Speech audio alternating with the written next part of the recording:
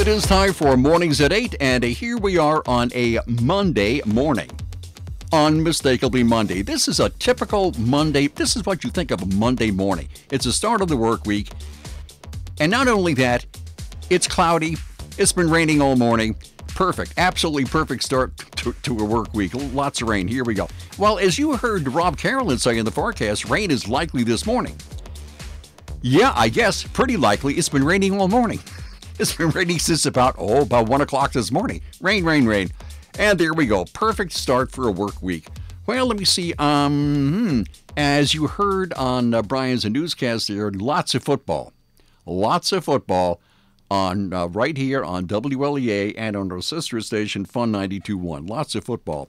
Unfortunately, let me see. Hornell lost their game, as did Canisteo Greenwood. AU, Alfred University, won their game. But let me see. How about a highlight from the Hornell game? Wide receivers left and right. Single man in the backfield. And they give it up the middle to Bowles again, and he's in over the right-hand side. That makes it 16 now. 49-16 in favor of Wayne over Hornell, but Hornell with a nice drive with 6:09 left in this game. How about Canisteo Greenwood? Andrew Morling is going to be the lone receiver isolated out to the left side of the field. Santiago is going to take it in the pistol. He's going to roll right, and being pressured immediately puts it up. It's caught by Owen Chafee, leaking out into the flat, and Chafee is in for the touchdown. 14 yards, Santiago to Owen Chafee. Okay, well, that was Canisteo Greenwood. Okay, well, there you go. And lots more football coming up this weekend, Friday, Saturday, and all that. We'll tell you about that as the week goes on here. Well, let me see. Going on locally, I want to remind you about this again. This is pretty important. Have you ever met anyone who has had a stroke? It's devastating. It's life-altering, forever. Everything around you is different. You're different. All your relatives, your life changes. It's really, really bad stuff and pretty serious. Well, there's going to be a fundraiser this Friday, the 18th, for Hornell firefighter Chris Cartella. And Chris suffered a stroke recently. That was on August 21st. He's suffered, what's it called? What was it called? Anyway, it was a stroke. It's a basal ganglia hemorrhagic stroke. And as a result of the stroke, Chris has lost the use of his right limbs and is unable to work. And he was a paramedic and firefighter for many years, and he proudly served. And now he needs your help. Now, while Chris's prognosis is good, he's going to have to go through extensive physical and occupational rehabilitation in order to recover.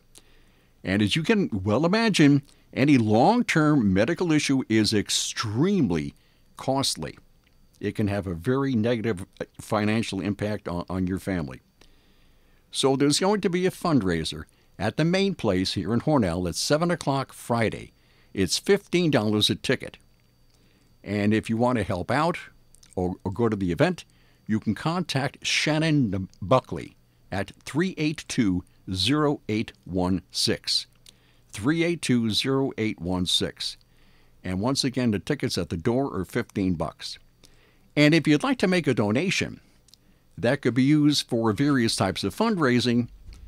You can contact Shannon or a number of other people you can contact.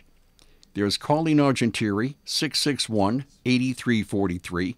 Shannon, I just told you about that. Sue Butler, 382-6235. Sharon Smith, 382-3635. Or Danielle White at 585-313-8227. And if you want to make a donation, they'll be picked up this coming Wednesday. So just call them up and say, hey, I have some items you might be able to use for an auction or for some other fundraising activity. Give them a call, and they'll pick it up on Wednesday.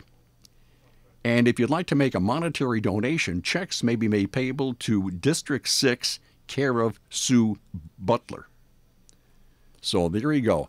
A fundraiser for Hornell firefighter Chris Cartella.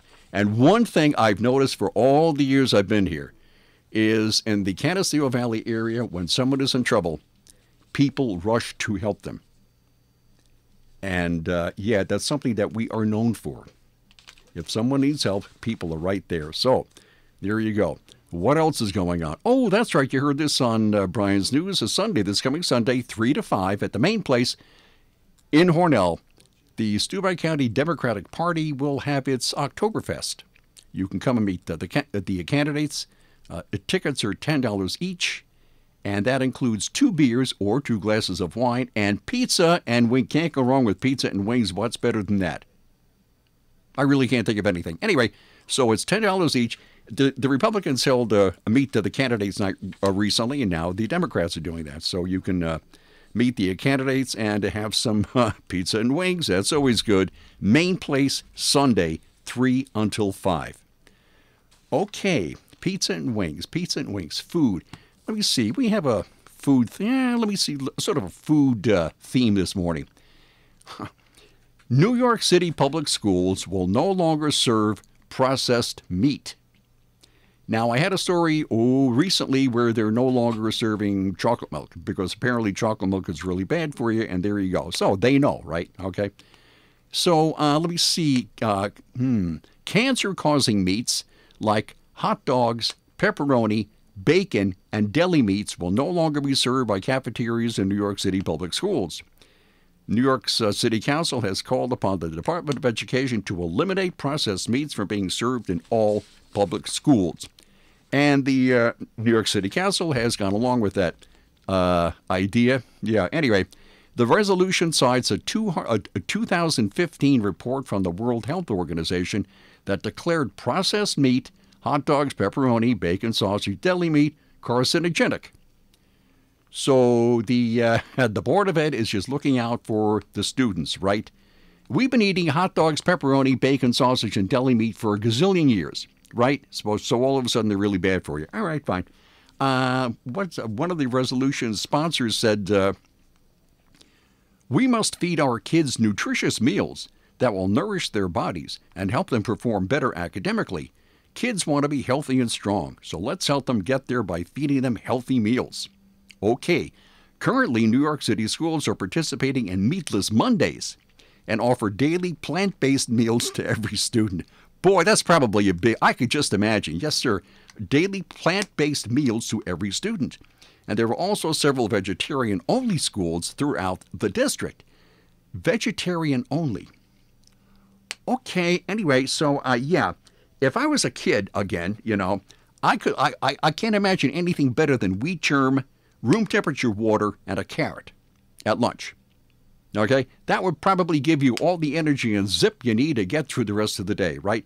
Wheat germ, temperate water, a carrot, maybe a piece of lettuce or something like that. I don't know. So that's what they're doing in New York City because, yes, sir, the City Council knows, and the Department of Education. So no more processed meat in New York City public schools. Yeah, that'll be a big hit. What else? Oh, talking about food. Where did I find the Washington Post? You go to a supermarket, just name a supermarket, there you go. And there are aisles or portions of aisles that are devoted to what you would call ethnic foods, right? They're really easy to find. You can't miss them, right? You want Oriental food, you want Latino food, you want whatever food you want. And there they are. You can't miss them. But there's a guy, what's his name? David Chang. He is the head of, I don't know what the Momofuku Empire is, but I imagine it's a food distribution type thing. I'm not sure. But anyway, Mr. Chang says, are you ready? The ethnic food aisle is racist. Ethnic food aisles in supermarkets are racist. Okay? To millions of shoppers, it says here, the supermarket is just a place to stock up on food. Right, okay, that's the supermarket food. Yeah, that's logical. But to others, especially children of immigrants who may already feel pushed to the margins of the American mainstream, the supermarket can just be another place to experience the sting of their outsider status. All right, so ethnic food aisles are racist, exclusionary, and marginalizing. The sting occurs whenever they walk down the, quote, ethnic food aisle, the section of the supermarket that to some plays out like a remnant of the Jim Crow era, when laws established separate facilities for African Americans in the post-Reconstruction South. Sometimes known as the, quote, international food aisle or even Asian and Latino aisles, these rows can come across to the shoppers that they seemingly target as de facto segregation, another kind of separate but equal policy that marginalized African Americans for generations. You know, I think you can always find something bad, something racist, something to be really offended about. You just have to keep looking, and you'll find something. Eventually, you'll find your offense there, right? So he says, let me see. If you go to the ethnic food aisle, that is sort of the last bastion of racism that you can see in full daylight in retail America. And he says it's something that's got to go. In a telephone interview, Chang says there is, quote, an invisible ceiling on some supermarket items. Italian products that were once marginalized, such as olive oils and vinegars, was vinegar ever in a separate aisle? I mean, I don't know. Anyway, are now routinely integrated into grocery store aisles, while Chinese, Japanese, and Latino foods remain stuck in their own sections. The ongoing segregation of these foods, Chang says, isn't about acceptance among the mainstream. Asian and Latino cuisines have long been embraced by Americans of every stripe, he says. You can sometimes even see this acceptance play out in supermarkets. Instant ramen and tortilla soup may sit right next to boxes of chicken noodle and cream of chicken soups, those standards of mid-century America. Some are same for the produce section, where plantains and mangoes will be sold in the same area as apples and iceberg lettuce. Well, yet in supermarkets, he complains here, there are still aisles dedicated to soy sauce, duck sauce, oyster sauce, rice vinegar, coconut milk, rice crackers, stir-fry sauces, yum-yum sauce, curry paste, corn flours, adobo seasoning, bagged tortillas, refried beans, salsas, and hundreds of other products. So he says, why do we have those aisles? Well, may I suggest maybe because they're really easy to find. You can't miss it, right? Okay. So to Chang's way of thinking, these aisles continue to exist because nobody wants to talk about them. What are you going to say about soy sauce? I mean, there it is. What? They could continue to exist because nobody wants to talk about them. What's there to talk about? But apparently he finds a whole bunch. Anyway, so he's on this crusade to make supermarkets stop putting Asian food and Latino food in special separate sections, because people feel offended and it's racist and exclusionary and all that stuff. But that's the way he is. As I said, you know, if you want to be offended, you can always find something to be offended about. If you're going to be offended by soy sauce or corn flour tortillas or something, I don't know. I don't get it. All right, fine. So he's offended, and I hope he gets over it. Okay, insurance. Everybody needs insurance, right? Even Mr. Chang, I'm sure, needs insurance. Well, how about the Ryan agencies?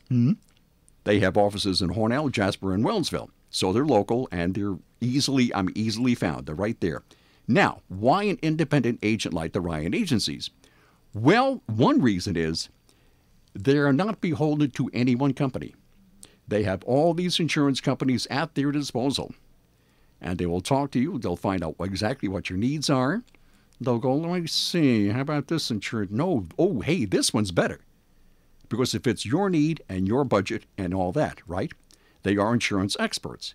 They offer sound, unbiased advice. I just said that. They're friendly, and they really are friendly. They're a really nice bunch of folks down there. They're local, with offices in Hornell, Jasper, and Wellsville, and they are the Ryan agencies. I'm Charles Payne, and this is the Fox Business Report. Stock futures on Wall Street looking to open lower this morning across Europe and Asia. Investors moving cautiously with a new round of U.S.-China trade talks set to start later this week. Also, uncertainty surrounding trade and Brexit. The British Prime Minister urged the French president to push forward with getting a Brexit deal. Emmanuel Macron said the EU will decide at the end of the week if a deal is going to be possible. The UAW GM strike entering its fourth week, taking what a top union official calls a turn for the worse over the weekend, and Delta apologizing after a woman managed to sneak onto a flight in Orlando, sparking an evacuation. Law enforcement and airline officials investigating how she was allegedly able to get on the flight Saturday without a boarding pass or ID. That's your Fox Business Report. I'm Lillian Wu. Invested in you. The IRS has the power to take your property, garnish your wages, and even send you to jail for back taxes and unfiled tax returns. Don't wait for the IRS to kick in your door. Call Kick IRS today. At Kick IRS, we protect you from bank levies, wage garnishments, and asset seizures. No matter how much you owe, Kick IRS will resolve your tax debt and kick the IRS out of your life once and for all. Call Kick IRS right now at 866-KICK-IRS. That's 866-KICK-IRS. Or visit us on the web at kickirs.com. From the Fox Sports Studios in Los Angeles, here's Eddie Garcia. Breaking news from the NFL, where the Washington Redskins have fired their head coach Jay Gruden this morning after an 0-5 start to the season. Gruden spent 6 seasons in D.C., had an overall record of 35-50-1, and 1 playoff appearance. Again, Jay Gruden has been fired as head coach of the Washington Redskins. On the field in the NFL Sunday night, it was the Colts going to Kansas City and handing the Chiefs their first loss of the season, 19-13 the final. Late action, Packers over the Cowboys in Dallas, 34-24. Green Bay's 4-1. Aaron Jones led him with 4 touchdowns on the ground. Early action, Patriots are 5-0 after beating the Redskins 33-7. It was the Saints improving to 4-1, beating the Buccaneers 31-24. And the Bills are 4-1 after beating the Titans 14-7. Postseason baseball, Game 3 NLDS, Dodgers rally to beat the Nationals 10-4. LA with a 2-1 series lead. Game 3 NLDS, Braves rally to beat the Cardinals in St. Louis 3-1. Atlanta with a 2-1 series lead. Today at Simmons Rockwell Nissan in Horseheads and Hornell, New York, you'll find brand new 2019 Nissan Sentra SV models equipped with 16-inch alloy wheels, rear monitor, push-button ignition, and cruise control for just $15,999. Shop Simmons Rockwell Nissan in Horseheads or Hornell. Simmons-Rockwell.com. Okay, and we are back. We're gonna get this. This was on Breitbart. Most illegal crossings in 12 years. Border Patrol took 851,000 into custody during fiscal 2019. Border Patrol agents working along the United States-Mexico border took into custody approximately 851,000 people in the U.S. government's fiscal 2019, marking the highest number of arrests since 2007. And that's according to federal data exclusively obtained by the Washington Examiner. But the 40,000 people taken into custody in September is less than 1/3 of the 132,000 arrests made in May at the height of the surge of illegal immigrants. Roughly 40,000 people were apprehended after crossing into Texas, New Mexico, Arizona, and California during the month of September. 40,000 people. That number was added to the previous 11 months to bring fiscal 2019, which ran through September 30th, to slightly more than 851,000 arrests. And those arrested for illegally crossing into the U.S. from Mexico may have claimed asylum status once in custody, but that figure is not released by the government each month. The 851,000 arrested at the southern border does not include the number of people who approached ports of entry or border crossings to claim asylum or passed through but were turned away. U.S. Customs and Border Protection, the Department of Homeland Security agency that oversees those figures, is expected to release this and related data in a few weeks. So, 851,000 people in fiscal 2019. And along the U.S.-Mexico border, more than 250,000 Guatemalans and 250,000 Hondurans were apprehended. So, yeah, lots and lots of people coming over the southern. You don't really hear about that like right now because of all the impeachment stuff going on in Washington. But yeah, there's a number, 851,000 people. Close to 1 million people. But there's hope for them thanks to AOC, an ordinary chowderhead. She now has a new plan to go along with her other crackpot plan, whatever that was, the Green New Deal. AOC, an ordinary chowderhead, pushes national rent control, welfare for illegal immigrants in this latest massive proposal. Okay, AOC is promoting a new package of economic policies, including national rent control and expanding welfare to illegal immigrants across the country as part of a new plan aiming to achieve, quote, a just society. She's also championing that multi-gazillion trillion-dollar Green New Deal thing, right check. Anyway, so she says, a just society provides a living wage, safe working conditions, and health care. A just society acknowledges the value of immigrants. A just society guarantees safe, comfortable, and affordable housing. Sure, you come here, illegally, and you want safe, comfortable. I don't blame them. They want safe, comfortable housing, right? Okay. By strengthening our social and economic foundations, we're preparing ourselves to embark on the journey to save our planet. I'm not quite sure how that works, but anyway, it's going to save the planet by rebuilding our economy and cultivating a just society. Now, there are 6 different pieces of legislation in this harebrained scheme. It deals with housing, welfare, poverty, and human rights. Now, let me see. There's a Place to Prosper Act, and that would prevent year-to-year rent increases of more than 3%. There's the Embrace Act, and that would allow illegal immigrants to claim the same welfare benefits as U.S. citizens. Oh, that sounds good. Sure, fine. Hey, it's on the house. As U.S. citizens and those immigrants here legally. Okay, that's the Embrace Act. Then there's what else here? We have the Mercy and Reentry Act, and uses similar language to stop the granting of public benefits based on whether a person was convicted of a criminal offense. Okay, so you're a criminal, you're here illegally, but that's okay. That's perfectly fine. As far as AOC goes, that's perfectly okay. Just come on over. Hey, the world's largest ATM machine, the U.S. taxpayer.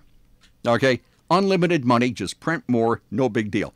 We have another bill, let me see, the Recognizing Poverty Act would direct the Department of Health and Human Services to update the federal poverty level by taking into account geographic cost variation, costs related to health insurance, work expenses for the family, child care needs, and new necessities like internet access. Okay, so now, so you're